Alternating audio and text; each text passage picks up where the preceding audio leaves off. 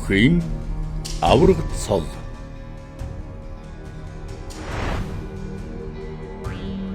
Даншиг наадамд болон ардын хувьсгалын жилүүдэд гол төлөв 2 удаа төрүүлсэн бөхөд 1024-өөс дээш бүх барилдсан болон тэгшон жил зэрэг зарим онцгой тохиолдолд нэг төрүүлсэн бөхөд олгож байжээ.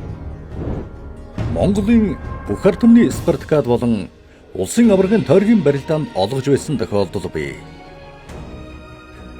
Эдгээр арслан цолтон төрүүлбэл мөн 10 даваатай наадамд шууд төрүүлсэн бөхөд авраг цол олгодог.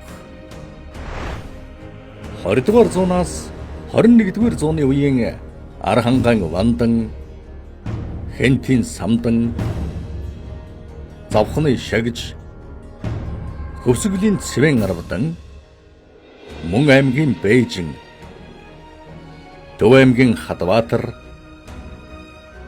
Усын Балжиньям, Өвөр ханган Сумьяабазар, Усын Мөнхбат, Сэлэнгийн Эрхэнбаяр, Арханган Санжаадамб, Усын Бүрэн Төгс, Ховдын Хангай нар авраг цолтой юм. Дайн авраг. Авраг цолтой бүх төрүүлэхэд олгодог цол.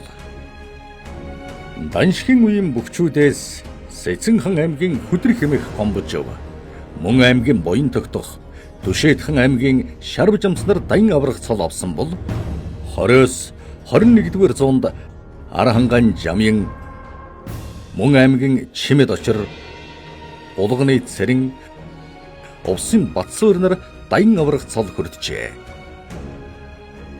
Дархан авраг.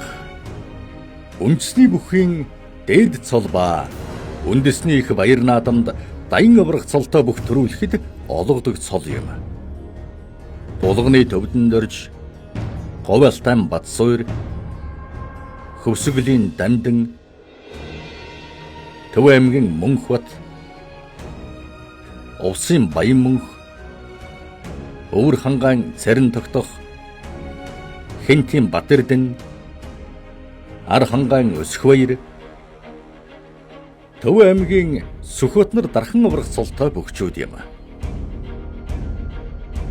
Авраг цолтны малгай цохон талдаан, дайн аврагын малгай цохба ар талдаан, дархан аврагын малгай дөрвөн талдаан могой зуусан хангардын дөрсвөхөө алдагдсан дугуй тэмдэгтэй байна.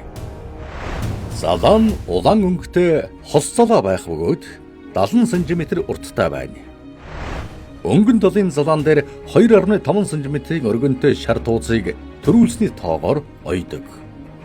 Энэ тууцны тон далайн аврагад 2-оос 3, дайн аврагад 3-аас 4, дархан аврагад 4-өөс 5 байх бөгөөд цаашид улсын баяр наадам төрүүлсний тоогоор нэмэгдэх ба 2 дахь залаан дээр баг, дунд, эгшөв, үзүр түлсэн амжилтыг харуулах 1.5 см, 1 см, 1.5 см, 2 см-ийн өргөнтэй тууцуудыг ойдог байна.